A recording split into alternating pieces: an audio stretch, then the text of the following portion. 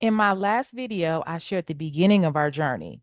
Today, we're looking at a pivotal moment in chapter 9, the escalation, where my son was in the second grade and we began transitioning from homeschooling into more structured peer groups.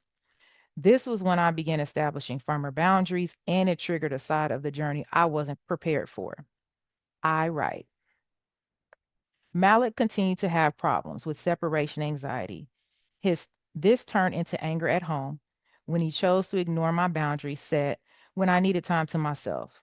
I remember needing to take a nap, and I told him I needed to lay down for a short amount of time, and then I would be back out in the living room. At the time, he wanted to watch TV with me in the living room, but I just needed the rest, and I was so exhausted from work. After I explained this to him and made sure he had activities to keep him occupied, he decided that he wanted me to stay up with him and not take a nap.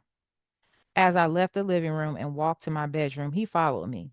When I closed the door, he started banging on the door and screaming. I tried my best to ignore him, thinking he would stop since he did not like being ignored. After a while, I came back out to the living room to have a conversation with him since he wouldn't stop, and he just lost it. He began coming at me to hit me and started screaming. I had nothing left to give him at that point because I was already so exhausted. Every time Malik decided to challenge my authority and have a meltdown, there wasn't anyone I could call who would come and get him or even attempt to show up to give me a break.